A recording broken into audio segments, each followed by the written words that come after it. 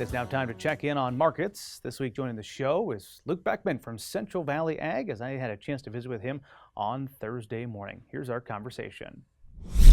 Luke, it's good to have you back here on the program. We appreciate you joining us. Let's kind of size up what's been happening, particularly in the corn and soybean markets over the past week or so. How do you see things?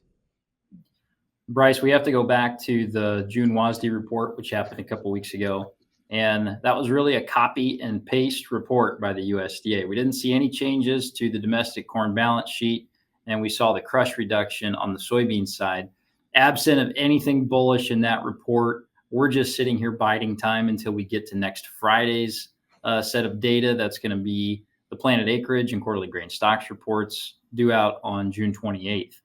So these markets with no weather premium in the marketplace have done nothing but chop sideways. And as we sit here today, new crop soybeans making new lows for the calendar year. So it's been tough sledding for the bulls during this time period with really nothing bullish to chew on, just waiting for new data inputs, next Friday.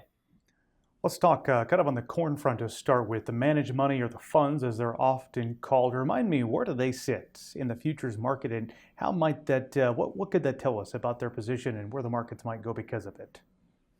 Yeah, if you remember earlier this year, they had actually set a new record short in the corn market, 340,000 contracts. That was a new record for us.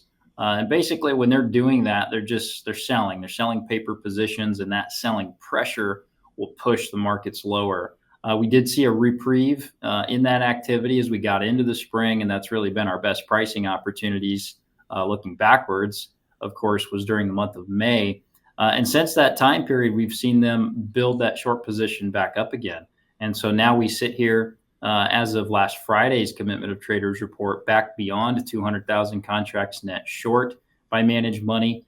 We've seen the wheat market perform really poorly over that stretch of time as well, after making highs on May 28th, down over 20% just in 3 weeks. And so corn and soybeans have kind of followed that same move as we've seen managed money pile into short positions really in all of the asset classes, corn, soybeans, and wheat.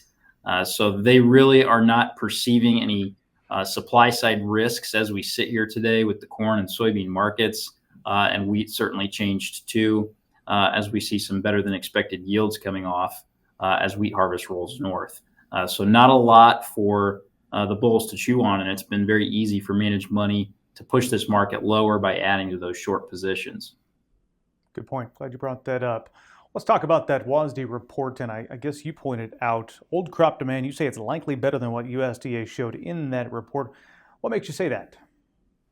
Yeah, that June WASDE was a copy and paste, like we mentioned. A lot of people very optimistic that old crop corn demand is better than what the USDA is advertising today. Maybe not a surprise that they waited to make many material adjustments in that June WASDE report. And the reason is we have that quarterly grain stocks report coming up next Friday. They'll use that data that the National Ag Statistics Service publishes to help them glean what feed and residual demand should be for any changes that they would like to make to their July WASDE, which will come up July 12th. But I would expect that corn exports have been very counter-seasonal. We've seen some nice late season strength that maybe we weren't expecting. Shipments have been doing very well. We had another good export sales report, this week. So corn exports, we would largely expect there to be a bump in that July WASDE report.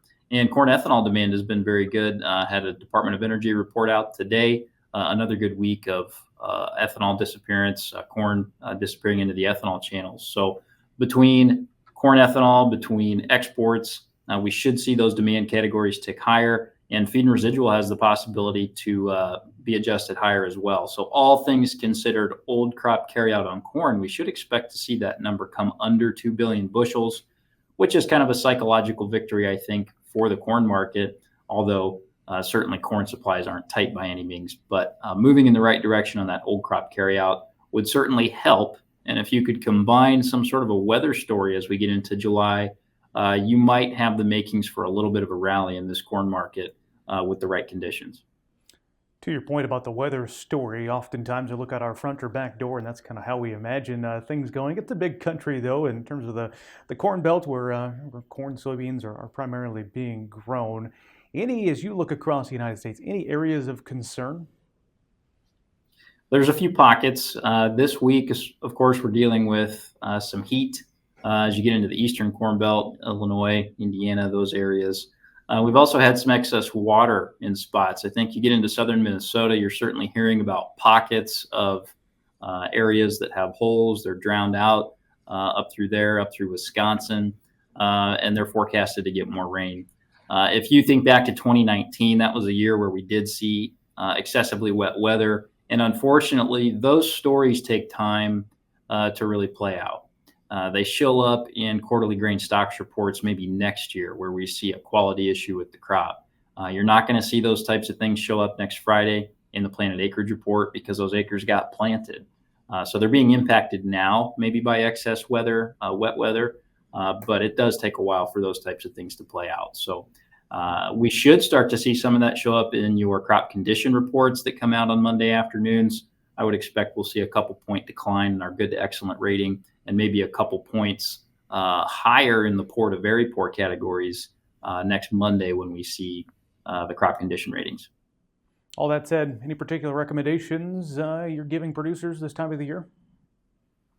Well, typically this is the time of year where we have our selling opportunities, and unfortunately, it's been a poor stretch since those May highs that we mentioned.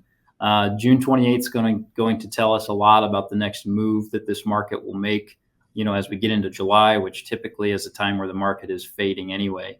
This year is feeling like it's just kind of a different year, though. So if we do get some weather premium and we see this market provide some opportunities, I think producers need to be sellers. We're just in a market cycle where things are wanting to settle into a lower trading range.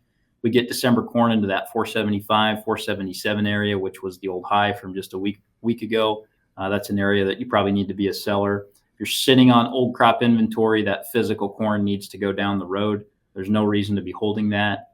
Basis values are firm. You need to take advantage of that by moving physical inventory into those firm values. If you want to maintain ownership, do it on paper and make that a short-term play. Don't carry old crop price risk into new crop as we get into this fall.